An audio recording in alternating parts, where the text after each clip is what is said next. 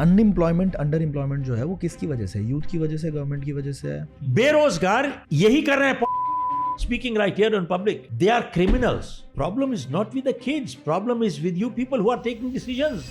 तो एक लड़की ने हस्बैंड को फोन किया, इनको तंग कर रहे हैं. What do we do with this? तो उसने कहा आप वहीं रुको. इनको पकड़ के घसीट के बाहर ले आए. फिर उसकी वाइफ को रेप किया, 15 आदमी से रेप कराया, फिर मार दिया. कहां से समझौता करोगे आप? इडियट के साथ, बेईमान के साथ. नेहरू बना कैसे? Was he selected or elected? And Gandhi तो यहां तक कह रहा था कि अगर मुसलमान के हिंदू को मारते हैं, ऐसा बोला? और बिल्कुल बोला. जीएसटी इतना गलत किया हुआ इन लोगों ने. तो ये तो पर्सनल है. टैक्स ऑन मनी, जो पैसा. Who is creating the problem?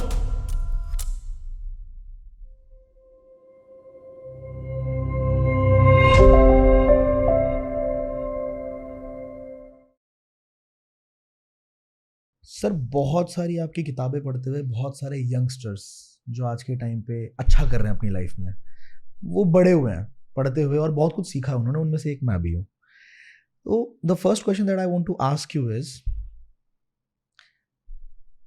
बहुत हुआ है इस चीज़ का कि बेरोजगारी बहुत है इंडिया के अंदर, बहुत ज़्यादा अनएम्प्लॉयमेंट है, अंडर एम्प्लॉयमेंट है बहुत ज़्यादा. व्हाट डू यू बिलीव कि अनएम्प्लॉयमेंट अंडर एम्प्लॉयमेंट जो है वो किसकी वजह से है? यूथ की वजह से, गवर्नमेंट की वजह से है, या सामने वाले के अंदर मोटिवेशन ही नहीं है कुछ करने का? What do you believe? Ashutosh, most important thing is it is not unemployment और underemployment. It is employability. Are they employable? That's the big question. Yes. Go check out Tata's Consulting. They have 10,000 seats waiting to be filled. They can't fill it. They cannot fill it. So what does it tell you? इसका मतलब क्या है कि उनके पास जगह है, they want to hire, they want to employ people, but employable लोग नहीं हैं यहाँ पे. Now employability की जब बात करते हैं हम लोग, NASDAQ did a study. उन्होंने कहा कि 90% of graduates that are coming out, हम लोग के कॉलेजेस से निकल रहे हैं, they are not employable. 90% is a very big number. Now, not only that, and in fact, Narayan Murthy said the balance 10% is also a question mark. So when you talk of balance, question mark bhi hai 10%, that includes the IITs and IIMs also. Correct. And wo abhi bhi dekha gaya hai. Look at in Bombay, IIT, these people when they graduated, they had a hard time placing these people. And even now, aap dekhiye, IIM Lucknow, IIM other places, they are calling their alumni कि भाई आपकी कोई जगह है तो हम लोग को प्लेसमेंट करवा दीजिए. This was not the case before. लेकिन आज ये स्थिति ऐसी हो चुकी है यहाँ पर. But the way I see it, I see one reason is that ये लोग बिजनेस स्कूल से होके जाते हैं, इनकी एक्सपेक्टेशंस बहुत हाई है. बहुत हाई. MBA कर लो आप, IIT कर लो आप, IIT से निकल जाओ आप. द एक्सपेक्टेशंस बहुत इनकी बढ़ा देते हैं लोग. और with the result, when they go into a job market, they want to start as CEOs. They all want to start as CEOs. And sadly, they think they understand and they know it, but they don't. And उनको आप put them in a real life situation, they can't handle it. They're lost. तो बात ये है कि हम लोग New York में एक मीटिंग थी हम लोगों की, तो हम लोग बात कर रहे थे कि Ivy League colleges, that the big ones that are there, the big names, versus a community college में फर्क क्या है? फर्क ये है कि the only difference is in your first job, only your first job, the guys from a big name might get an advantage. Might get an advantage.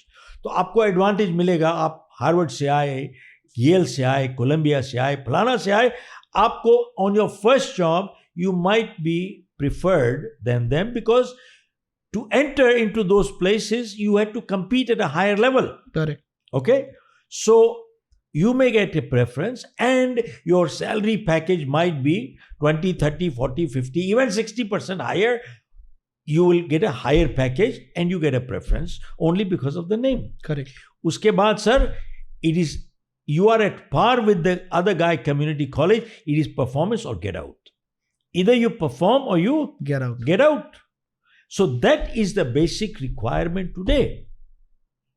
तो मेरे हिसाब से employability is a big issue. सबसे बड़ी चीज वही है, एक चीज.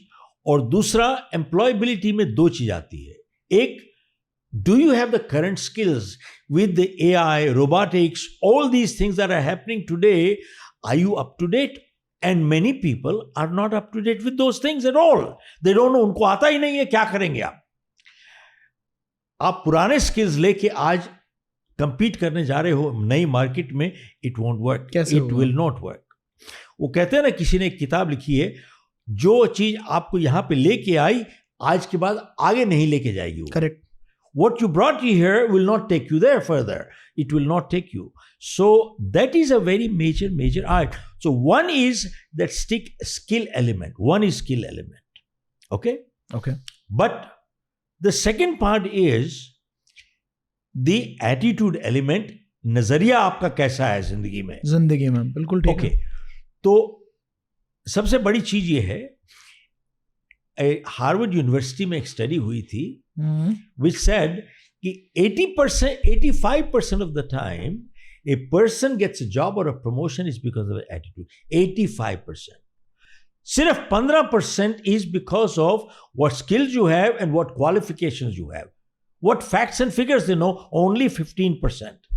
And तकरीबन आप देखें schools and colleges में 100% of the money is going to teach them skills, which accounts to only 15% of success. Only 15%. आप मुझे खुद अपना बता दीजिए, जब आप स्कूल में थे, मैं खुद सोच रहा था, मेरे को अलजेब्रा पढ़ा, बीटा थीटा कीटा सीटा फीटा, मुझे कुछ मालूम नहीं है उसका. अलजेब्रा, ज्योमेट्री सारी पढ़ी, मैंने कौन सी इस्तेमाल करी यार. 90% जो था, कुछ मेरे सारी जिंदगी में काम नहीं आया. और जो 90% जो चाहिए वो सिखाते नहीं स्कूलों में. तो आप ये बताओ मेरे को कि जो कॉलेज से निकल रहा है, कहां से कंपीट करेगा वो. और सेकंड चीज ये है कि उसका एटीट्यूड जो है ना, वो आज का काम जो है, जितना कम से कम काम करके जान छूट जाए उतना करता है, इससे ज्यादा करने को तैयार नहीं है. अब it became a big controversy जब नारायण मूर्ति ने कहा है कि 70 घंटे काम करना है. इलोन मस्क वो कहता है 80 घंटे काम करना है आपको. लोगों ने एकदम ट्रोल कर दिया बहुत बुरी तरह से. हाँ, तो बात यह है कि आज लोग कहते हैं work smart don't work hard, work smart don't work hard.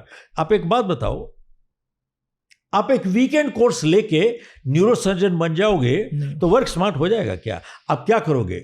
ऐसे सर्जन से आपने सर्जरी करानी है, आपकी खोपड़ी फाड़ फाड़ के, they will have a hawker stand on the street and chopping. That is neurosurgeon. Is that if you take a weekend course and become proficient in music, will it work? No. If you take a weekend course, become a black belt in martial art, will it work? Answer is no. Correct. It doesn't work like that. Correct. 5 साल आपको लगेंगे black belt करने में. आप martial art ईमानदारी से काम करोगे तो आपको म्यूजिक में प्रोफिशिएंसी करने में टाइम लगेगा. So the key is you have to work hard and you have to work smart. Both. It will not work one way. Very true. तो आज की एक बहुत बड़े चैंपियन ने कहा था कि जिंदगी में सफल होने के लिए आपको दो चीज चाहिए. You need the skill and the will. Skill and will, both. One without the other will not do the job. They will not do the job. They are both important, but इन दोनों में से will की अहमियत skill से ज्यादा है. Will की अहमियत स्किल से ज्यादा है. तो उसने समझाया कि जब मैं चैंपियनशिप बाउट फाइट कर रहा था and I was knock down by my opponent, और मैं वहां पे रिंग पे लेटा हुआ था and referee was counting me out. Okay. बोले जब मैं वहां पे गिरा हुआ था, at that time it was not my skill that picked me up. What skill? He already beat me. सही बात. At that time it was my will that kept saying to me, get up one more time, get up one more time. एक बारी फिर से उठ जाओ, एक बारी फिर से get up one more time, get up one more time. It was my will, not my skill that picked me up. That is the crucial part. और आज की तारीख में आपसे मैं कहना चाहूंगा, हम लोग प्रोग्राम करते हैं, बहुत सीनियर एग्जीक्यूटिव्स आते हैं हमारे प्रोग्राम में. आप उनसे पूछिए कि स्किल और कॉम्पिटेंस में फर्क क्या है. स्किल और कॉम्पिटेंस, इनमें फर्क क्या है, 90% लोग बता नहीं पाएंगे। और मैंने I addressed a national meeting of all the HR professionals in Vietnam. Okay. तो वहाँ पर एक लेडी आई एंड शी सेड कि there is a skill gap today, बहुत बड़ा स्किल गैप है। तो मैंने कहा ma'am are you really sure what is a skill gap और is it a competence gap? So she asked me what's the difference between skill and competence. I said आप बता दीजिए। She couldn't tell me the difference. मैंने कहा madam skill का ये होता है, स्किल इज एन एबिलिटी, काबिलियत, skill is an ability, competence is ability along with the willingness and the desire to do the job. There are many skillful people who are totally Incompetent, very true, honest. तो बात यह है जब आप employability की बात करते हो, one has to look at how much are they willing to do, how far are they willing to go. आपको एक और एग्जाम्पल शेयर करता हूं जी, न्यूयॉर्क का, because we have been living there in America for the last 45 years. एक advertisement निकली, so I'm talking of many years ago, and at that time वहां पर भी अनएम्प्लॉयमेंट थोड़ी ज्यादा थी। Okay. पुरानी बात कर रहा हूँ जी। तो एक आदमी ने एडवर्टीजमेंट पढ़ी और उसने सोचा कि भाई इस 10 बजे से आज इंटरव्यू शुरू हो रही है, मैं वहां पे 8 बजे पहुंच जाऊंगा, जल्दी जाऊंगा, 8 बजे पहुंच जाऊंगा। I will be the first one to be interviewed, so I will have a advantage over other people. Yes. अब मजे की बात ये देखिए कि जब वो 8 बजे पहुंचा तो उसके सामने 15 लोग और भी थे, तो उन्होंने भी पहले ही वही सोच लिया, 15 लोग वो भी थे वहां पर, समझ गया। तो इसका 16वां नंबर हो गया। अब ये सोचे कि यार मैंने सोचा है, 15 लोगों ने भी यही सोच लिया, तो वो भी आ गए टू गेट एन एडवांटेज। अब सोचा अब क्या करूं? तो जब उनकी इंटरव्यू वगैरह शुरू हुई तो सोच दिमाग चला रहा था कि भाई क्या करूंगा। फाइनली ही कागज लेके एक नोट बनाया उसने, and he told the receptionist outside, can you please give this to the person interviewing inside. Note में क्या लिखा था?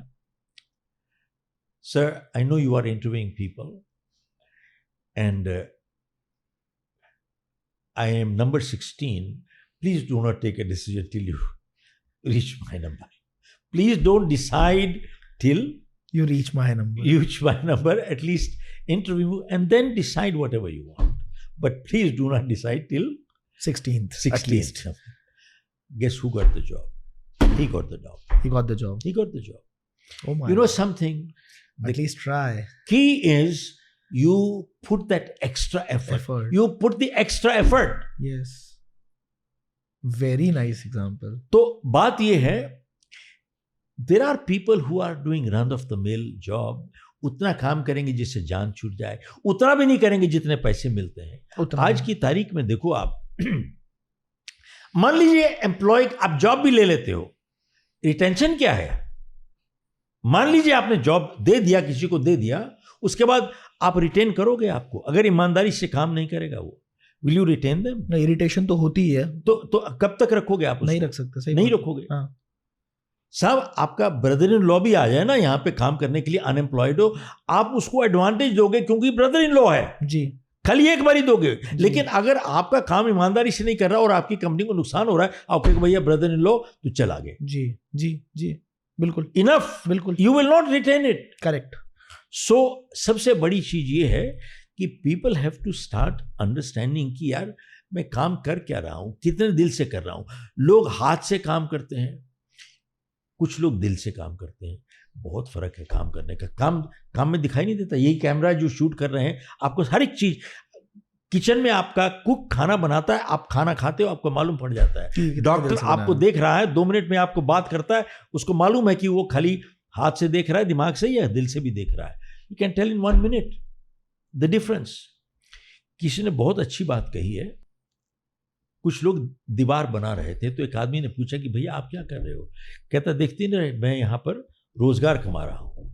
और उससे दूसरे से पूछा कि भैया आप क्या कर रहे हो? कहता मैं देखते नहीं हूँ, मैं चुनाई कर रहा हूँ यहाँ पर। और तीसरे से पूछा कि तुम क्या कर रहे हो? बोले मैं एक स्कूल बना रहा हूँ, यहाँ पर बड़े बड़े लीडर तैयार होंगे यहाँ से। मैं स्कूल बना रहा हूँ जो बड़े बड़े लीडर तैयार होंगे। सेम काम कर रहे हैं, तीनों ने अलग अलग जवाब दिए, सोच के काम में फर्क है। अब इसके पीछे what is the sense behind it, अब इसका लॉजिक बताता हूं कि उन्होंने 3 अलग जवाब क्यों दिए। आशुतोष, जवाब अलग इसलिए दिए, आप ध्यान दीजिएगा, एक मजदूर में, कारीगर में और कलाकार में क्या फर्क होता है। जो आदमी सिर्फ हाथ से काम करता है वो मजदूर है, परमानेंट मजदूर है जी। जो हाथ से और दिमाग से काम करता है वो कारीगर है। जो हाथ से, दिमाग से और दिल से काम करता है वो कलाकार है। क्या बात है। और बात यह है कि जब तक हर चीज को हम एक कला का रूप नहीं दे पाएंगे, हम कभी प्रोफिशिएंसी से, अच्छाई से, निपुणता से कभी काम कर ही नहीं सकते। नेवर। इसके पीछे एक, जैसा you have covered this, but I want to emphasise this a bit more, कि स्कूल और कॉलेजेस का कितना बड़ा रोल है। अगर एक बच्चा पूरे दिल से पढ़ना भी चाहे तो क्या वो सही चीज पढ़ पा रहा है? नहीं पा रहा, क्योंकि इनके जो सिलेबसेस हैं सारे जो हैं, they need to be revamped completely. 2-3 साल पहले ऐसे कोई पॉलिसीज आई तो थी कि हम उसे न्यू एजुकेशन सिस्टम लेके आए हैं, बट वो कितना इम्प्लीमेंट हुआ? कुछ नहीं। खाली यहाँ पर कागज पे बहुत चीजें आती हैं, 70 साल से आ रही हैं कागज की। Don't we see that even now? Don't we see that there are so many schemes that have come up on paper? What is the implementation? Nothing. Even the so-called skill development, ये इसके बारे में बात करता हूँ आपसे। I was invited to address the alumni Maulana Azad Medical College. So there were about 1,000 doctors from all over the world had come in for an alumni meet. तो उन्होंने मुझे बुलाया to address. तो मैंने बोला कि देखिए, देश का निर्माण स्किल डेवलपमेंट से नहीं होता है। चरित्र निर्माण के बिना कोई ऑर्गेनाइजेशन, कोई कंट्री कुछ नहीं बनेगी जिंदगी में। तो problem is not with the kids, problem is with you people who are taking decisions. आप लोग उनका फ्यूचर खत्म कर रहे हो। आप एक बात बताओ, नीट के एग्जाम होते हैं, 7 साल से, पिछले 7 साल से पेपर लीक कर जाता है। अब बताओ उसकी बच्चे की क्या गलती है यार? करेक्ट। 7 साल से एवरी ईयर पेपर लीक कर जाता है, पेपर निकल जाता है। 10,000 रुपए दो, पेपर मिल जाएगा आपको। What is wrong with the kid? उसकी एम्प्लॉयबिलिटी चेक कर रहे हो आप, उसको बेरोजगार है। इसकी यहां पर इनको निकालना चाहिए, जो जितने ऊपर बैठे हैं सारे। They should be put in jail. बिल्कुल, दे आर क्रिमिनल्स। मैं जो लफ्ज बोल रहा हूं, I am on speaking right here in public. They are criminals. इनको आज हर चीज की कहते हैं, इनको एंटाइटलमेंट दे दो, मुफ्त इनको घर में पैसे दे दो। ये सारे पॉलिटिशियन क्या कर रहे हैं यहाँ पर? बिजली पानी। अभी दिल्ली में इलेक्शंस होने वाले हैं। अभी कांग्रेस, आप बीजेपी भी यही कुछ कर रही है। By the way, they are not doing anything different. Maharashtra में हम 1,000, 2,000, 3,000 रुपए इधर दे देंगे, उधर दे देंगे, मुफ्त दे देंगे। बीजेपी ने भी नॉर्थ ईस्ट में बोला था कि वहां पर क्रिश्चियन वोट बहुत हैं, आप हमको वोट जिता दीजिए, हमको आपको तीर्थ के लिए जेरूसलम ले जाएंगे यहाँ। ओके, या उन्होंने भी किया हुआ है। आई एम हियरिंग केजरीवाल 2100 रुपए दे रहा है, और कुछ स्कूल के बच्चों की फीस 2 साल की माफ कर रहा है for a particular community and all. ये सुना है हमने यहाँ पे। तो मैं तो एक मैसेज निकाल रहा हूं कि लोगों को, जो एक अच्छा इंसान है, ईमानदार इंसान है, वो इंसाफ चाहते हैं, खैरात नहीं चाहते। सही बात है। एंड जो नेता खैरात देता है उसको बहिष्कार कर दो साहब, उसको वोट मत दो, क्योंकि खैरात में कभी कुछ हुआ ही नहीं आज तक जिंदगी में। कोई किसी ने मुफ्त कोई दिया है क्या? इंग्लिश में सेइंग है, there is no free lunch, there is no free lunch. जब कुछ मिलता है ना, तो जस्ट फिगर आउट कि इसके पीछे क्या है यार, कहाँ। इसी आप देखते हो मछली को कैसे पकड़ते हैं, वो फ्री में अंदर कांटा दे देते हैं। आप जानवर को कैसे पकड़ते हो, एक उसको बेट लगा देते हो मुफ्त, वो सोचता है मुफ्त मिल गया और शिकार नहीं करना पड़े, अरे उसके बाद फंसा जाए, सारी जिंदगी फंस गया। तो यही हाल हो रहा है। वेनेजुएला का क्या हुआ? Do you no Venezuela is the richest country in the world with highest oil reserve. Oh. Highest Saudi पे इतना नहीं है, दूसरे के highest oil reserve in the world is in Venezuela, and Venezuela is running bankrupt with सस्ती 3,000% inflation, 3,000% inflation. सब कहते सारी जनता को बोल दिया फ्री, हम ये फ्री दे देंगे, ये फ्री दे देंगे, ले लो फ्री। काम करना बंद कर दिया उन लोगों ने, कुछ नहीं।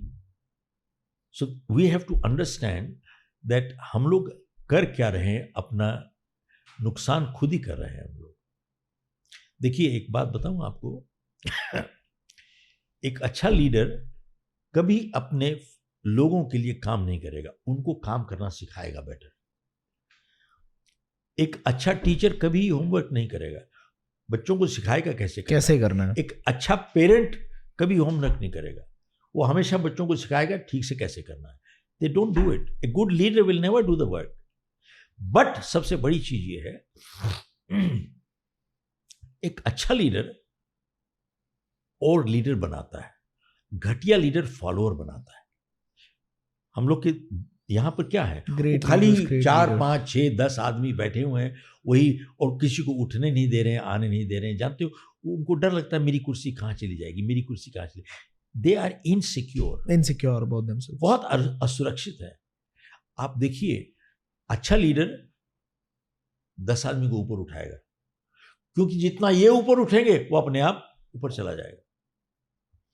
Look at countries like Singapore, one man Lee Kuan Yew, जिसने देश को बनाया, और during his lifetime he resigned as a prime minister and he said you take over from here. या तो जब तक मरता नहीं है तब तक तो कुर्सी रह के बैठा होता है, और मरने के बाद 500 एकड़ जमीन इन्होंने घेरी हुई है यहाँ पर दिल्ली में, 2000 एकड़ जमीन prime. Do you know the prime land of Rajiv Gandhi, Nehru, Indira Gandhi and Mahatma Gandhi, इनको सबको इन्होंने 2000 एकड़ जमीन घेरी हुई है, ओन फॉर समाधियां बनी हुई है। Do you know that land is worth in excess of 20,000 crore और 200,000 crore. Huge prime land property. जीते जी जहां पे लूट लेते हैं वो सब लूट, और वो बेसिकली किसी ना किसी मरने का के बाद फिर लूट लेते हैं। वो किसी, मैंने कभी सुना था ये कि यहाँ के जाट का, गुजरों का, मतलब कुछ लोगों का है वो लैंड। और वो मुझे बताओ एक बात, कि अभी इलेक्शन से पहले 7 भारत रत्न दे दी अचानक, ओवरनाइट नींद खुल गई। 7 भारत रत्न क्या दे दी यार, 7 भारत रत्न 2 हफ्ते पहले, इलेक्शन से पहले अचानक नींद खुल गई, गुड मॉर्निंग हो गई। तो यहां से उधर से लेना, जिनको डिड नॉट इवन डिजर्व, उनको भारत रत्न मिल रहे हुए। मुलायम सिंह को मिल गया, बादल को मिल गया, फलाने को मिल गया, इसको 7 भारत रत्न दे दिए। What is this? Hello, I know इस पॉडकास्ट को देखने में आपको बहुत मजा आ रहा है, काफी कुछ नया सीखने को भी मिल रहा होगा, तभी आप इस पॉडकास्ट को यहां तक देख रहे हो। इस पॉडकास्ट के बदले में मैं आपसे एक छोटी सी रिक्वेस्ट कर रहा हूं कि ये जो सब्सक्राइब का बटन है इसे आप क्लिक कर सकते हैं, ताकि हमारा परिवार बहुत ज्यादा बड़ा होगा, और जब कभी भी हम किसी बड़े गेस्ट को इन्वाइट करना चाहेंगे अपने प्लेटफॉर्म पे, तो उनको हम बता सकते हैं कि इतने सारे लोग हैं जो आपको सुनना चाहते हैं, आपसे कुछ नया सीखना चाहते हैं। और अगर आपको इस पॉडकास्ट से थोड़ी सी भी लर्निंग मिली है, कुछ नया सीखा है आपने, आपके माइंड का लेवल थोड़ा बढ़ा है, तो इसको शेयर करना बिल्कुल मत भूलना, और लाइक करके मुझे इंस्पायर जरूर करना, ताकि मैं इस तरह के और भी पॉडकास्ट आपके लिए लेके आता रहूं। Thank you so much. Let's get back to the podcast. अब दूर क्यों जाते हो?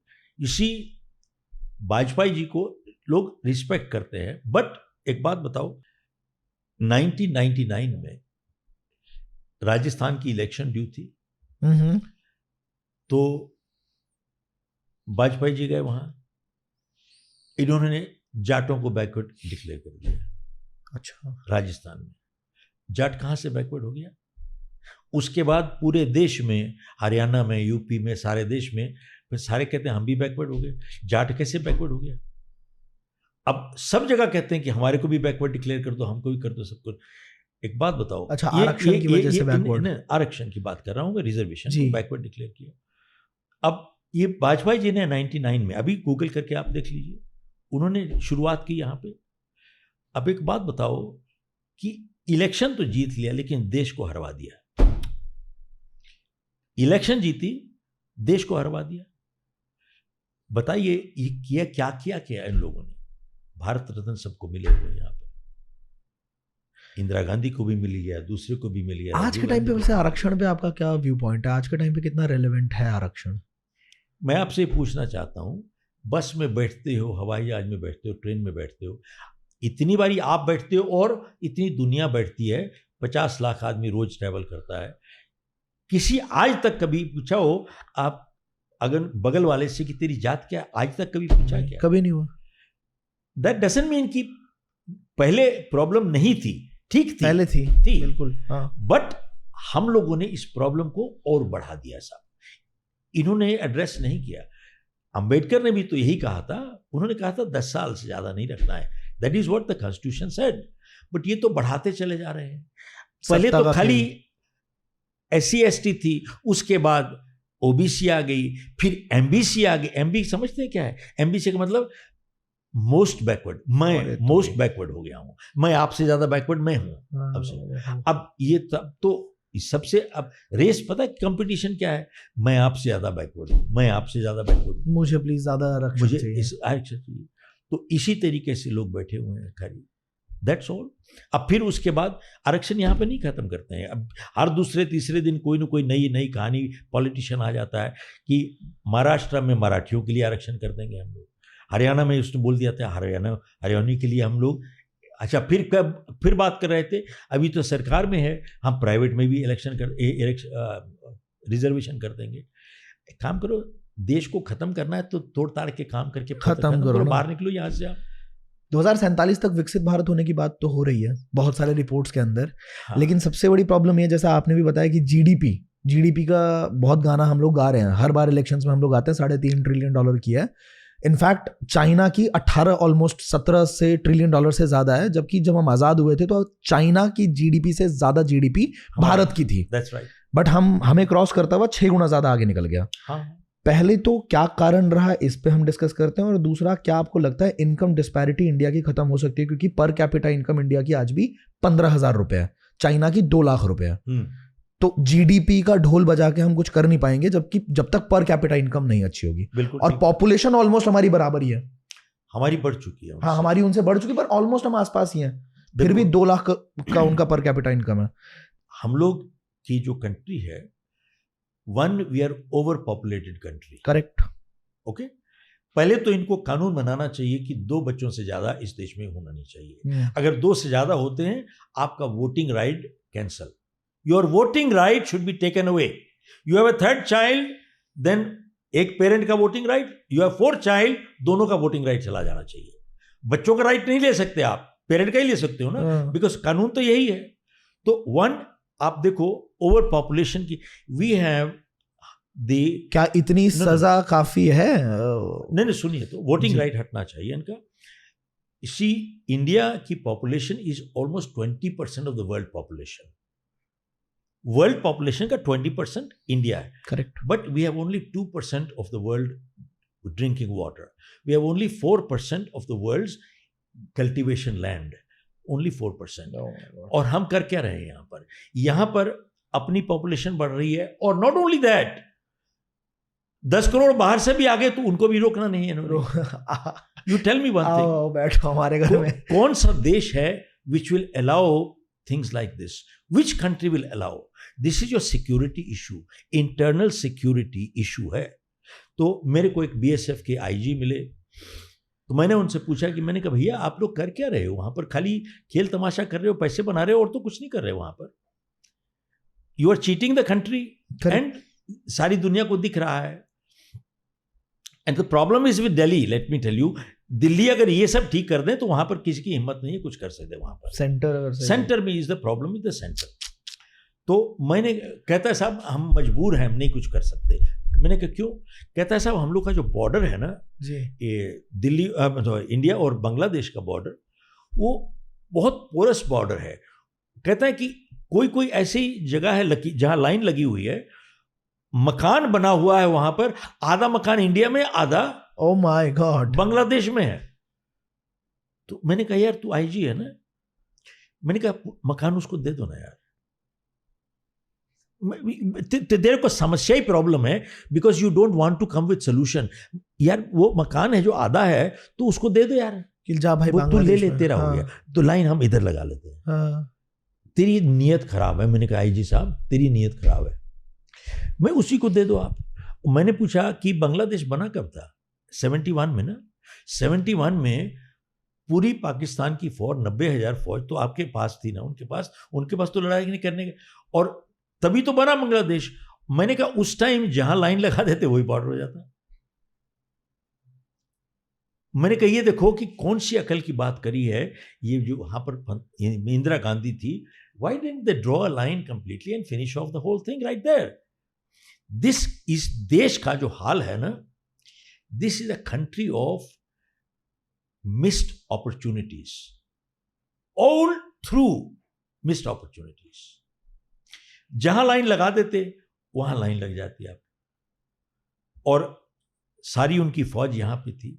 कश्मीर की प्रॉब्लम 2 मिनट में सॉल्व हो जाती है यहाँ पर। आपने जमीन ली हुई थी जहां पर लेके लाहौर तक चले जाते, अपना बात खत्म हो जाती, बोले लेगा जो करना है कर, बात खत्म। How else people have done the same thing all over the world. तो ऐसा है कि ये नहीं कि अच्छा, फिर मैंने उसको बोला कि वहां से घुसपैठिए आते हैं तो यार 10 गोली मारेगा तो 11वां आदमी आएगा नहीं वहां से। You are suppose to protect. ये बंदूक क्या दिखाने के लिए, ड्रामा के लिए रखी हुई है? सर्कस में हो क्या? तो इस्तेमाल क्यों नहीं करते इसको? कहता नहीं साहब ह्यूमन राइट्स इश्यू हो जाएगा। तो मैंने कहा एक बात बताओ कि 10 करोड़ आदमी यहां पे घुस आए और 10 करोड़ आपके जो नागरिक हैं उनको बेरोजगार कर दिया, वो ह्यूमन राइट इशू नहीं है। 10 करोड़ आपके जो नागरिक हैं उनको वंचित कर दिया एजुकेशन से, हेल्थ केयर से, मेडिकल केयर से, क्या वो ह्यूमन राइट इशू नहीं है? मैंने कहा तेरा दिमाग खराब किया है क्या? Who has made you IG? See, border security is a central issue.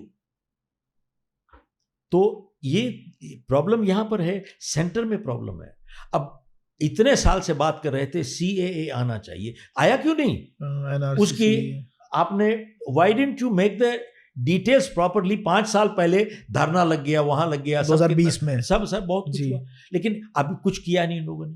Nothing, बात ही दब गई, खत्म। ये बात कर रहे हैं हम, ये कर रहे हैं, वो कर रहे हैं, too much talk, no substance. आप एक बात बताओ, 1995 में वक्फ बोर्ड एक्ट हुआ है जी। तो वक्फ बोर्ड एक्ट तो इन्होंने, इनके पास पूरी मेजोरिटी थी ना 10 साल से, तो वो जैसे 370 हटा दिया तो ये भी हटा देते। 370 हटा कि नहीं हटा, तो ये भी एब्रोगेट करके खत्म कर देते। आज वक्फ बोर्ड एक्ट है, लोगों को मालूम ही नहीं है कि क्या कहाँ पे है। अच्छा, पूरे देश में आप देखिए, हलाल इज अनदर बिग इशू। आप जानते हो कि हलाल मीट सर्व हो रहा है सब जगह पर, रेस्टोरेंट में, होटल में, even at one time Air India was serving हलाल meat. Okay, now 80% of the population here is Hindu. It is, कोई हिंदू हलाल मीट खाता है क्या? नहीं खाते। तो क्या फर्क रहता है हलाल मीट में? हलाल में तो हलाल करते हैं, एनिमल को तड़पा के मारते हैं, आस्ते आस्ते करके उसका ब्लीड करके करते हैं। Countries like Norway, Finland and a few others, they have banned halal meat. Okay, तो यहां पर why are they thrusting all this here? I mean, are you safe, secure here? Not at all. तो देखिए, ऐसा है, आज की तारीख में आप बेरोजगारी की भी बात करते हो, मेरिट कहीं रह गया है क्या? इसी सही बात है। 90-95% वाले जिनको मार्क्स आते हैं उसको जगह नहीं मिलती, 35% 40% वाले को मिलती है, क्योंकि रिजर्वेशन है, आरक्षण है। अपने देश में यहां पर 7 लाख कश्मीरी हिंदू रिफ्यूजी बन के बैठा हो। मेरे को अमेरिका में ऐसा है क्या? शो मी एक कंट्री किसी में, अपने देश में अपने नागरिक आपके रिफ्यूजी हैं और बाहर के आके घुसपैठिए करके बैठे हुए हैं। तो ऐसा है कि ये जो बेरोजगारी की भी समस्या है ना, this is all created by the politicians, the centre. एक ईमानदार आदमी जो देश का हित अपने हित से ऊपर रखेगा, देश को, मैं आपको एक सही बताऊं, देश को ठीक करने के लिए आपको 60 दिन से ज्यादा नहीं चाहिए. There are no problems here. मैं आपको एक उदाहरण देता हूं. जिसको डिसीजन लेनी होती है ना, वो स्ट्रॉन्ग डिसीजन लेता है. I will share with you an example. The first chief minister of Punjab used to be Pratap Singh Kairon. Okay. नाम शायद सुना होगा या नहीं सुना होगा. Pratap, that was undivided Punjab. Haryana, Himachal तो बाद में बनाया ना यार. तो पहले तो पंजाब ही था सारा. तो उसके लड़के गुंडे थे. अच्छा. लड़की को उठा लिया, फलाना उठा लिया, इधर कर लिया, जो है बाप चीफ मिनिस्टर. तो क्या हुआ कि देवर 3 girls, they were going I think at the railway station और समवेयर. तो इन लोगों ने उनको पकड़ लिया, छेड़खानी करी, तंग किया. तो ये 3 लेडीज जो थी, they were married to the people in the army. Okay. तो एक लड़की ने हस्बैंड को फोन किया कि यार ऐसे ऐसे हमको तंग कर रहे हैं, what do we do with this. तो उसने कहा आप वहीं रुको, उसको वहीं पर रखो, हम आते हैं. हिज नेम वाज कर्नल दास. आप गूगल करके देखिएगा, कर्नल दास. तो उसने, अब कर्नल कमांडेंट है, उसका एरिया का कमांडेंट तो राजा है वहाँ पर. तो उसने अपनी इकट्ठी करी पूरी टीम, बटालियन जो भी कहते हैं उसको, सब भर के ले गया. तो जाके पहुंचे यहाँ, तो इनको मालूम हो गया कि ये आ गए पीटने के लिए, मार पड़ेगी. तो हिसाब ये छुप गए. वहाँ पर एक कोई सिनेमा हॉल था, तो वहीं जाके छुप गए ये लोग. तो उस कर्नल ने पूरा उसको घेर दिया, बोला एक एक सीट उठा के देखो कहाँ पर है, एक एक सीट उठा के देखो. तो इनको पकड़ के घसीट के बाहर ले आए, नंगा करके खूब मारा इनको वहाँ पर, मार के, और मार के इनको घसीट के ले गए कंटोनमेंट. छोड़ा नहीं, कंटोनमेंट ले गए. फिर जब कैरो को मालूम हुआ कि भाई इस तरीके से ये लोग घसीट के ले गए, तो कहता है मैं पता करता हूं, मैं जाऊंगा. तो कैरो कहता है मैं I want to come and visit the cantonment. अब कंटोनमेंट की पुलिस नहीं जा सकती है, कोई भी नहीं जा सकता है without the permission of the commandant. Okay. उन्होंने कहा कि कैरो को बोलो चीफ मिनिस्टर अपने घर में होएगा, गाड़ी कंटोनमेंट में उसकी नहीं आएगी, उसको बाहर, उसको रोक दिया उसको. अब फौज के साथ कौन लड़ेगा, पुलिस वाला थोड़ी लड़ेगा उसकी. तो वहीं पे रोक दिया गाड़ी. सर उसने कहा कि मैं आना चाहता हूं. बोले पैदल आ जा अंदर. कैरो अंदर पैदल गया साहब. उसके बाद देखा इनकी पिटाई हुई है काफी. तो इसने, chief minister very strong man, उसने नेहरू को फोन किया, प्राइम मिनिस्टर को, कि नेहरू जी ऐसे ऐसे मेरे बच्चे वहां पर पिट रहे हैं, ये हाल है, तो थोड़ा मदद कीजिए, उनको छुड़वाइए. नेहरू ने फोन किया चीफ ऑफ आर्मी स्टाफ को, चीफ को. उस टाइम जनरल थिमैया थे. तो जनरल थिमैया ने बोला कि भैया मैं वापस फोन करता हूं आपको. तो उसने फोन करके मालूम किया कि क्या हुआ भाई.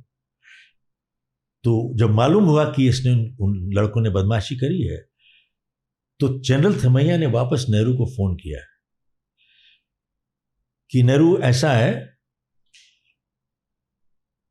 मेरे को सारी कहानी पता लग गई है, ये लोग अपनी बहू बेटियों की डिग्निटी, रिस्पेक्ट प्रोटेक्ट करने के लिए इन्होंने जो किया सो किया है. और जनरल थिमैया ने बोला कि जो लोग अपनी परिवार, बहू बेटियों की इज्जत नहीं बचा सकते, वो देश की इज्जत नहीं बचा सकते. ऐसे उनको I will not get involve, उनको पीटने तो जब तक पीटना उसको. This was the answer and he said you stay out of it. That is the answer. That is the answer. इन लोगों में किसी में गुर्दा नहीं है. इतने बड़े बड़े सीने सूने दिखा रहे हैं ना, यहाँ पर कुछ भी नहीं है. सीने होते तो कुछ काम करके दिखा देते हैं लोग, कुछ नहीं है. There is no courage, no guts. गुदा चाहिए. एंड लुक एट दिस, जिन्होंने करना था किया हम लोगों ने. Very inspiring story. एंड मैं अपनी जब नई किताब लिख रहा हूँ, वो I am going to put this story in there and I am going to bring it. और आप डेमोक्रेसी की बात करते हो, एक बात बताओ, नेहरू बना कैसे? वाज ही सिलेक्टेड और elected? He was selected, Yes, elected. not तो elected. डेमोक्रेसी थी.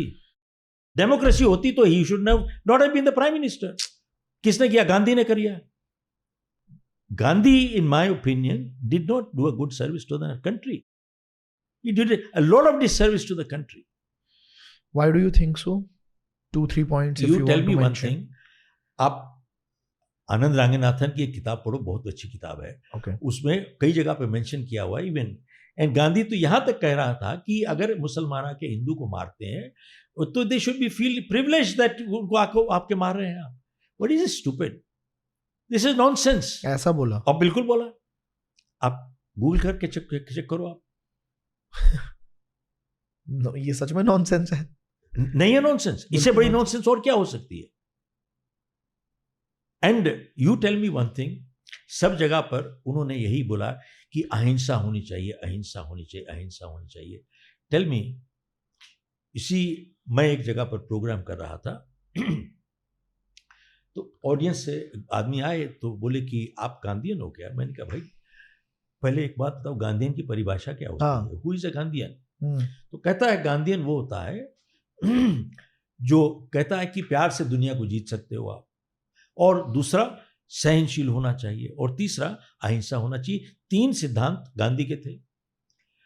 तो मेरे को पूछता है आप गांधीयन हो? मैंने कहा भैया मैं अमेरिका रहता हूँ पिछले 45 साल से, लेकिन मैं हिंदुस्तानी हूँ. I am Indian and I respect our epics, Ramayana, Mahabharata, Bhagavad Gita, Guru Granth साहब.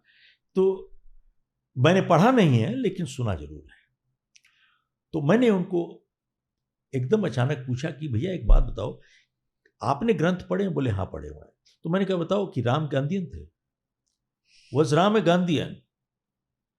तो पहला तो आपने 3 असूल बोले. तो पहला कि प्यार से आप सबको जीत सकते हो, क्या राम जीत पाए प्यार से? आंसर इज नो, नहीं जीत पाया. बिल्कुल. दूसरा आपने कहा सहनशीलता. क्या राम ने बोला मैं बहुत सहनशील हूं, आप सीता लेकर कोई बात नहीं, मैं दूसरी ले आऊंगा, दूसरी ले जाओगे तीसरी ले आऊंगा, तीसरी ले जाओगे चौथी ले आऊंगा? बोले ना, मैं किडनैपर को नहीं टॉलरेट कर सकता, मैं will not tolerate kidnap. And third अहिंसा. राम ने क्या किया? अपने शस्त्र निकाले, मारा उसको, गुंडे को खत्म कर दिया, काम खत्म किया, छुट्टी. तो हिंसा की ना, हिंसा की. तो क्या राम ने बोला था समझौता कर लो या बांट लो, कॉम्प्रोमाइज कर लो? ना ना ना, बोले धर्म युद्ध में समझौता होता ही नहीं. धर्म युद्ध में कभी समझौता होता ही नहीं है. होता ही नहीं है. Look at this. कहां से समझौता करोगे आप? सही बात. इडियट के साथ, बेईमान के साथ. पृथ्वीराज चौहान ने किया था ना समझौता, छोड़ दिया था उसको, फिर वापस आ गया, बार बार आया, फिर आ गया, बार आया, और फिर मार दिया उसको. फिर उसकी वाइफ को रेप किया, फिर उसको 15 आदमी से रेप कराया, फिर मार दिया, गोली करी. उसके बाद यहां पर मुगलों का राज शुरू हो गया, खत्म हो गया. हिंदुस्तान का काम खत्म हो गया. माफ करना, वो कहते हैं ना बड़ा आदमी क्षमा करता है ना, गधा भी क्षमा करता है. और कहते हैं मैं देश के लिए मरने को तैयार हूं. बोले ना, देश को आजादी कभी मरने से नहीं मिलती है, दुश्मन को मारने से मिलती है. बिल्कुल सही. We have to understand what we are talking about. And जो इंसान था इस और सेम प्रकार थिंग, का, आप सिख गुरुओं की इतिहास देख लो. गुरु गोविंद सिंह साहब जब मुगल जबरदस्ती कन्वर्ट कर रहे थे इस्लाम में, तो क्या प्यार से वो जीत पाए? Answer is no. क्या उन्होंने कहा will tolerate to terrorism? He said no. And third, क्या उन्होंने तलवार उठाई? तो वो भी गांधीयन नहीं थे. तो मैंने कहा भैया मैं भी गांधीयन नहीं हूं, I am not a Gandhian. That's all, very simple. और मैंने कहा आपने तो ग्रंथ वंथ पढ़े हुए हैं, कौन से ग्रंथ में लिखा है कि जब दुश्मन आपकी बहू बेटियों की इज्जत नीलाम कर रहा हो? कहाँ लिखा है यार उस टाइम कि मंदिर में जाके घंटी बजाओ और मेडिटेशन करो और भजन कीर्तन करो? कहीं नहीं लिखा हुआ है. दिखा दो एक जगह पर. अगले 5 साल में क्या चेंजेस आप देखते हो कि होने ही चाहिए अगर इंडिया को सुपर पावर बनना है, और 47 में अगर सच में डेवलप्ड नेशन बन के बाहर आना है? तो ये टेक्सटाइल एसोसिएशन जो है, दे आर माई क्लाइंट्स. एक कोयम्बटूर में इनके कई जो टेक्सटाइल फैक्ट्रीज है ना, वो बंद हो गई. बंद होके ये ले गए, इनको वियतनाम ले गए या टर्की ले गए. अभी ये भी तो गूगल में निकल जाएगा कि देर बहुत लोग चाइना से बाहर निकलना चाहते हैं. 52 companies came out of China, and out of which 28 और 27 went to Vietnam. 10-11 went to Indonesia, 2-3 अपना थाईलैंड चले गए. Only 3 came to India, only 3. अब बताइए कि रीजन क्या है? इंडिया में जो टेक्सटाइल की जो फैक्ट्रियां बंद हो रही हैं, when I came to know in Coimbatore I addressed, बोले साहब यहाँ पर काम करने वाली लेबर नहीं मिलती है। आप बेरोजगारी की बात कर रहे हो ना, कहते काम करने वाली लेबर नहीं मिलती है सब। मैंने कहा वो क्यों? कहता सर ऐसा है कि जयललिता थी, अम्मा ने सबको मुफ्त इतना राशन दे देंगे, 5-5 किलो 10-10 किलो, सबको घर में बैठे बैठे इनको पैसे मिलते हैं, राशन मिलता है, कोई काम करना नहीं चाहते, कोई काम करना नहीं चाहते। तो मैंने कहा फिर? तो कहते हम लोग यहाँ से उठा के ले जा रहे हैं। तो मैंने कहा इसका रास्ता क्या है? तो कहता है कि अब हम लेबर इंपोर्ट कर रहे हैं साहब, both skilled and unskilled. Unskilled भी नहीं मिल रहे हैं। तो कहाँ से ला रहे हो? बोले हम यूपी बिहार से लेके आ रहे हैं। अब यूपी बिहार से लेके आ रहे हैं तो समस्या और नहीं खड़ी हो गई। उनको तमिल नहीं आती, तमिल वालों को हिंदी नहीं आती। अब बैठ के उन्होंने लैंग्वेज स्कूल खोला है सब।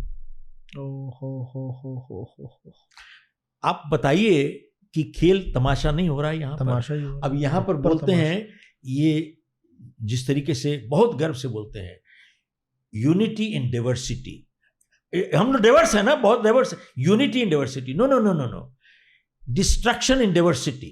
We have to at some point bring back uniformity in the country where people can talk to each other. 10 kilometre आप यहां से वहां चले जाते हो, आप बात नहीं कर पाते किसी से। मैं आई वॉज इन कोचीन, तो एक एग्जीबिशन हो रही थी, तो मैं एक सज्जन वहां पे मिले, तो मेरे से बात करने लगे। तो मैंने बोला कि भैया मैं तो यहाँ पर इंग्लिश में ही बात करनी पड़ेगी, क्योंकि हिंदी तो किसी को आती नहीं। कहता नहीं नहीं, मैं राजस्थान से हूँ, मेरे से हिंदी में बात कीजिए आप। तो मैंने हिंदी में बात की। तो मैंने उसको पूछा कि ये कोचीन के अंदर अंदर यहाँ पर तो कोई इंग्लिश बोल पाते होंगे? बोले सर नहीं नहीं ऐसा नहीं है। तो व्हाट अबाउट साउथ इंडिया? बोले सर कोचीन से बाहर निकल जाओ तो यहाँ पर Malayali language is the language बोलते हैं। इनको इंग्लिश भी नहीं आती ना हिंदी आती। बिल्कुल बिल्कुल बिल्कुल। अच्छा, और तो मैंने कहा ये तो आपका टचिंग कर रहा है तमिलनाडु को, तो उधर तो तमिल बोलते हैं, यहाँ मलयाली बोलते हैं। तो मैंने कहा ये उनकी तो बहुत फर्क है, आपस में कैसे बात करते होंगे? कहता सर ऐसा है, सिर्फ बॉर्डर में 5 किलोमीटर आगे पीछे ना वो एक दूसरे से बात कर लेते हैं। उनको तमिल और मलयालम दोनों आता है, इनको आता है या कुछ ना कुछ कम्युनिटी। उसके आगे चले जाओ तो किसी को कुछ नहीं आता। ये हाल है।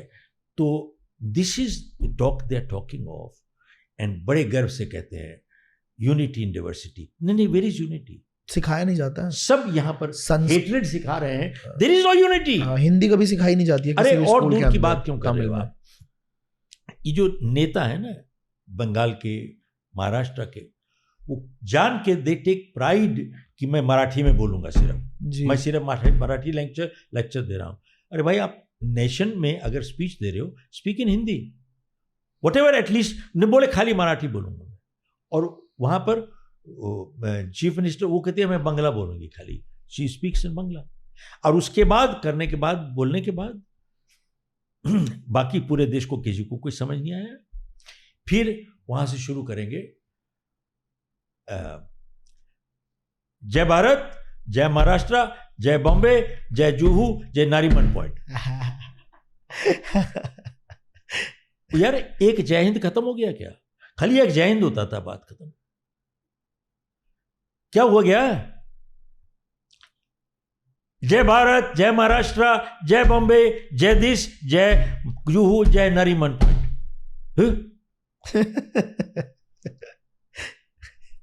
What nonsense. एक जय हिंद का नारा काफी नहीं है क्या? सारी फौज जय हिंद बोलती है। भैया ऐसा है, इन लोगों ने इतिहास से यही सीखा कि सीखा कुछ नहीं। जिन्होंने गद्दारी पहले की थी, आज भी गद्दारी हो रही है देश के साथ। आज भी जो हम लोग के ज्यादातर नेता जो हैं, ठीक नहीं, दे आर डिसऑनेस्ट, देश को तोड़ने में लगे हुए हैं। इसीलिए कितने जो हाई नेटवर्थ वाले लोग हैं इंडिया छोड़ के जा रहे हैं। आपको ये भी तो पढ़ा? हाँ, ये देखा मैंने, देखा।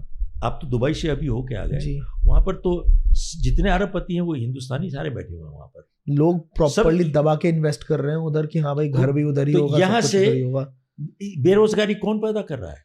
ये अपनी सरकार कर रही है ना। आप ये मेंशन करना चाहिए। There is a company called POSCO, okay, POSCO, P O, okay, POSCO. वो इंडिया में, उड़ीसा में $12 बिलियन इन्वेस्ट करना चाहते थे। They wanted to set up the biggest steel plant in the world. My god, okay. 2005 में आए थे वो, 2017 में कान पकड़ के चले गए, बोले हम यहां पर काम नहीं कर सकते। ऐसा क्यों? कंपनी का नाम, यहां पर रेड टेप, गुंडागर्दी और करप्शन इतनी है। अब एक बात बताओ, क्या इन लोग को दिखता नहीं है क्या? मेक इन इंडिया फेल हो गया आपका, नहीं चल रहा है। आप टैक्सेशन इतनी खराब है, जीएसटी इतना गलत किया हुआ इन लोगों ने। जीएसटी में बोलो इस पे तो बोलो, ये तो पर्सनल है। आप एक छोटी सी चीज बताइए हाँ। कि मैंने आपसे जीएसटी काट लिया जी, आपने मेरे को पे किया, हाँ, मेरे को जमा कराना है GST, because I have taken money. हाँ, आपको जमा मैंने करना। जमा मेरे को कराना। जी मैं अगर जमा नहीं कराता हूं जी, तो आपको इनपुट क्रेडिट नहीं मिलेगा। हाँ, तो पेनल्टी किसको लग रही है? मेरे जुर्माना को लग रही। डिफॉल्टर कौन है? क्रिमिनल आपको, कौन है? हाँ, डिफॉल्टर मैं हूं, हाँ, और लेकिन पेनल्टी हाँ, उसके बाद मुझे आपको फॉलो अप करना है कि प्लीज नहीं। जमा करा एक दो। बात बताओ, जी। कि कहां का दिमाग खराब है क्या? सेम थिंग, टीडीएस काट लो आप, नहीं जमा कराया तो नहीं मेरे को तो fault। आपको क्रेडिट नहीं मिलेगा। दूर क्यों जाते हो? हमारा एक बार मेरे से हुआ कि हम लोग ने कंपनी को कॉन्ट्रैक्ट किया, तो हम लोग परफॉर्मा इनवॉइस बनाई, क्योंकि जीएसटी आपका ड्यू हो जाता है जैसे आप इनवॉइस काटते हो या receipt of money, earlier of the two you are suppose to pay GST, जो पहले हो जाए। तो हम परफॉर्मेंस इनवॉइस कर देते हैं, नहीं तो ड्यू हो जाता है इमीडिएटली। परफॉर्मेंस पे उन्होंने पैसे नहीं दिए हमारे को। GST was coming to about 5-6 lakh रुपए। ओके, तो मार्च में हमने, उन्होंने कहा इनवॉइस देंगे तो हम पे करेंगे। हमने इनवॉइस बना दिया, इनवॉइस बना दी तो 30 मार्च को जीएसटी ड्यू हो गया, तो 6 लाख रुपए हमको जमा कराना पड़ गया। प्रोग्राम होना था somewhere in July August. Okay, जुलाई अगस्त आई तो something happened in their family, in the company, it's a big company. तो उन्होंने कहा अभी नहीं कर सकते, पोस्टपोन कर देंगे अक्टूबर में। अक्टूबर हो गई, उन्होंने कहा किसी की डेथ हो गई इसलिए हम अभी नहीं कर पाएंगे। तो साहब अक्टूबर से उन्होंने कहा हम अगले साल कर देंगे। अब देखो, मैं मार्च से जीएसटी 6 लाख जमा करके बैठा हूं, अक्टूबर में उन्होंने कहा कि अगले साल करेंगे। हाँ, मेरा पैसा 6 लाख फंसा हुआ है। अब सरकार से मैं 6 लाख वापस ले लूं, मेरे को 6 साल लग गए। देंगे ही नहीं, सही बात है। सरकार से लेने में 6 साल लग गए। सरकार से तो आप नो बट मैं आपसे ये पूछना चाहता हूं कि मेरे को उन्होंने टैक्स लगा दिया मार्च में, टैक्स लगाया ऑन मनी जो पैसा मैंने रिसीव नहीं किया। कौन सा देश ऐसा है जो आपको जुर्माना लगाता है, टैक्स लगाता है on the money that you have not received? Okay, समझते हो आप? मैं समझा। अब ये बेरोजगारी कौन कर रहा है? बेरोजगारी सरकार कर रही है। यही अगर मैसेज इनको पहुंच जाए कि आपको you must set your laws right, who is creating the problem? बेरोजगार यही कर रहे हैं पॉलिटिशियन। अब दूर क्यों जाते हो? आपने अपने बैलेंस शीट बनाते हो, जानते हो हर balance sheet profit and loss में 2 डेप्रिसिएशन स्केड्यूल बनते हैं, मालूम है कि नहीं मालूम? 2 स्केड्यूल बनते हैं। नहीं मतलब एग्जैक्ट नहीं मालूम, नहीं मालूम? हाँ। एक होता है स्ट्रेट लाइन डेप्रिसिएशन, आपको 6-7 साल में इक्वल अमाउंट डेप्रिसिएशन कर सकते जी। हैं। बट रजिस्ट्रार के लिए आपका डेप्रिसिएशन शेड्यूल अलग है। ओके, वो क्यों अलग है? क्यों? क्योंकि वहां पर आप वैल्यूएशन वगैरह चेक करते हो। This is what I understood from the accountant. This too, एक बात बताओ कि 2 डेप्रिसिएशन शेड्यूल लगाने की जरूरत क्या है? एक आपके लिए, एक रजिस्ट्रार के लिए। किस लिए? एक ही रखो ना, बात खत्म हो गई। इनको, इनके सलाहकार जो हैं, मेक इन इंडिया को अगर सक्सेसफुल बनाना है, आप 7 साल में डिप्रिसिएशन क्यों देते हो? जितनी मैन्युफैक्चरिंग में कैपिटल इन्वेस्टमेंट जाती है, 24 घंटे में 100% डिप्रिसिएशन दे दो ना यार, काम खत्म हो गया, फिनिश। अच्छा, एक और चीज आशुतोष, आपने तो इन्वेस्टर हो, आपके 2-4 फ्लैट लूट लिए होंगे कहीं इधर उधर। नोशनल इनकम पे टैक्स लगता है। ओके। नोशनल इनकम समझते हो? नोशनल इनकम होता है imaginary income. Okay. Imaginary income. तो क्या हुआ कि आपने फ्लैट लिया, तो फ्लैट की रजिस्ट्री करा ली, किराए पे नहीं चढ़ाया, आपने सोचा मैं बेच दूंगा, किराए पे नहीं चढ़ाया, खाली पड़ा हुआ है, रजिस्ट्री हो चुकी है। तो जब आप इनकम टैक्स रिटर्न भरते हो तो खाली फ्लैट के ऊपर एस्टिमेटेड रेंटल वैल्यू के ऊपर आपको इनकम टैक्स देना पड़ेगा। एस्टिमेटेड वैल्यू, खाली पड़ा है, इनकम नहीं है, किराए पे नहीं लगा, लेकिन एस्टिमेटेड वैल्यू पे आपको इनकम टैक्स देना पड़ेगा। सर मेरे को अभी देना पड़ा है, मैंने दिया अभी, तो 40% आप on money that you have not received. यार रेंट आए तो ले लो, खाली पड़ा है ना, तो on the value of the rental you are suppose to pay tax. यार कौन सी जगह है जैसे ऐसे लगाते हैं टैक्स, पता नहीं, भगवान ही जाने। और you can't go to the judiciary. Judiciary ये है, दिस जो इट प्रोटेक्ट्स द क्रिमिनल, और जो ईमानदार सच्चा आदमी है उसको धकेल देता है उसी के उसमें अंदर। उसको पेनलाइज करता है। ये जुडिशरी है आपकी। एवरेज केस लगता है 25 साल को, तो कौन जाएगा यार कहां पर? Do you no Switzerland only 2 weeks ago, last week, they have withdrawn the most favored nation to India. From January 1st, most favored nation to India has been withdrawn. There are some judgments. Nestle के ऊपर इन लोगों ने, supreme court ने judgement दिया है। उन्होंने कहा कि भाई किस तरीके से जजमेंट दिया आप लोगों ने। यू टेल मी, यहां पर पैसे लेके आएगा 1 मिलियन, बिलियन, 5 बिलियन, 10 बिलियन, कौन लेके आएगा यार? क्योंकि अगर आपका किसी के साथ डिफरेंस हो जाता है तो आप जाओगे किस पर? कोर्ट तो जा नहीं सकते, 25 साल लगेंगे। करेक्ट। ऐसा क्यों लगता है 25 साल हमारे देश में? भाई मान है ना यार, ऑनेस्ट नहीं है ना। सरदार सिख राइट्स जो हुए थे 50 साल तो उसको लगे, राम मंदिर को 500 साल लगे। तो एक काम करो ना, बैठे रहो यार यहाँ पर। अब फिर कहते हैं कि law will take its course, law will take its course. What course?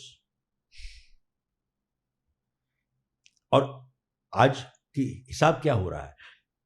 जितने क्रिमिनल हैं वो सब रूलिंग पार्टी में आ जाते हैं, उनके सारे केस ड्रॉप हो जाते हैं सारे।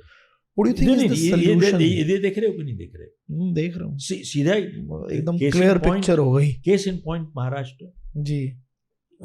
वही कह रहे थे कि अजीत पवार को हम नहीं देंगे, बहुत करप्ट आदमी है। दूसरे दिन सुबह 5 बजे उसको डिप्टी चीफ मिनिस्टर बना दिया।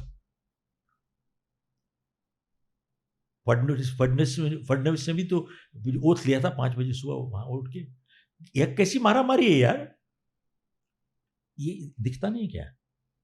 जनता को तो सब दिखता है। सोल्यूशन क्या है इसका? सोल्यूशन है, मैंने सुप्रीम कोर्ट में केस फाइल किया हुआ है। आपने? हाँ जी, नोटा के लिए। नोटा की मेरी पिटीशन है, नोटा। और मैंने उसमें लिखा है, जो पहली पिटीशन थी वो भी मेरी थी नोटा की, कि आज की तारीख में लोग कहते हैं सब क्रिमिनल हैं, किसको वोट दिया जाए, कोई अच्छा आदमी है ही नहीं। तो वोट वाले दिन कहता है मैं नहीं जाऊंगा वोट करने। हाँ, बहुत होता है। नहीं, 50% वोट होती है, 60 होती है जी। वोट नहीं दोगे तो आप अच्छे नागरिक नहीं हो, देते हो तो किसको दोगे? और तो धर्म के नाम पे सुन तो लो, सुनो लो। तो सभी गलत, कोई क्रिमिनल है, कोई फलाना है, तो क्या करता है वो जाके या तो कास्ट पे वोट दे देता है, या उनसे सबसे जो कमजोर क्रिमिनल है उसको वोट दे देता है, अंधों में। अब देखो, सबसे कमजोर क्रिमिनल वो जीत गया, अब उसको पावर मिल गई, और वही कमजोर क्रिमिनल सबसे बड़ा क्रिमिनल बन गया। He has got power now, अब वही सबसे बड़ा क्रिमिनल बन गया। Tell me, is this democracy? आप कहते हैं बड़ी democracy, this is nonsensical, this is not, is this did you want him to represent you? Did you want him to win? This is a biggest joke. This is not democracy. This is the biggest mockery and joke of democracy. Fun of अच्छा, अब मैंने क्या petition file किया है, जो accept हो गई है बाय द वे, मेरी पिटीशन, कि NOTA should be treated as a candidate. अगर नोटा जीत जाता है तो उस हालत में इन सब कैंडिडेट्स को उस कॉन्स्टिट्यूएंसी से डिस्क्वालीफाई कर दिया जाए, उस एक इलेक्शन के लिए और एक आने वाले इलेक्शन के लिए, आउट। आपको कभी गैप, वैक्यूम नहीं रहेगा। जैसे जगह खाली होगी, अच्छे लोग आने की जगह बन जाएगी। एक दूसरा, ये एक मजबूर कर देगा ये पार्टियों को कि अच्छा कैंडिडेट लाओ, क्रिमिनल मत लाओ, क्योंकि ये रिजेक्ट हो जाएगा। आज की तारीख में तो रिजेक्ट हो ही नहीं सकता, रिजेक्ट ही नहीं हो सकता वो, कि जितना बड़ा क्रिमिनल हो जाए कोई तो इनको ये मालूम होगा कि, क्योंकि सुनिए क्या है आशुतोष, जनता को मालूम है कौन गलत आदमी है, करप्ट है, जनता जानती है, लेकिन वोट क्या करे, या ना एब्सटेन करे, नॉट टू वोट, और go to vote and go to दे दिया जाए। लेकिन वहां जाके उसको नोटा देंगे कहीं, इसको बाहर निकालो। इसको कहते हैं सक्रिय रूप से प्रोटेस्ट करना, active protest. Abstaining is passive protest. तो there are ways how to handle it. इनको करना चाहिए यही। Get it. लास्ट क्वेश्चन है आपके लिए सर, कौन से ऐसे ट्रेड्स हैं या कैरेक्टर्स हैं, कैरेक्टरिस्टिक्स हैं जो एक इंसान को जिंदगी में कभी कामयाब नहीं होने देंगे, जो भी अभी हमें सुन रहे हैं, तो उनके लिए मैं लास्ट में चाहता हूं कि आप ये बताओ कि अगर तुम्हारे अंदर ये ट्रेड्स हैं तो तुम कुछ भी कर लो, तुम कामयाब नहीं हो सकते। What are those trades? किसी ने एक आदमी से पूछा कि भैया, डॉक्टर भी कहते हैं, सब कहते हैं एक्सरसाइज करना चाहिए, एक्सरसाइज जरूरी है। साहब उसका जवाब क्या था? कहता है साहब, जब सेहत अच्छी होती है तो एक्सरसाइज की जरूरत नहीं होती। आज जब बीमार होते तो कर नहीं सकते, तो एक्सरसाइज में कर ही नहीं सकता। कहता है सेहत ठीक है तो जरूरत नहीं है, और सेहत खराब है तो मैं फायदा क्या? No I can't do it. He said I can't do it. So either ways exercise is not on my agenda in life. अब ये क्या है? What a combination of ignorance and stupidity. क्या कॉम्बिनेशन है यार, इग्नोरेंस और stupidity and stupidity. ये combination मरवा देगा आदमी को। That's all. Thank you so much. This was an amazing episode. I liked a lot. And stupidity combination. खत्म, बंदा खत्म। सही Recipe for disaster.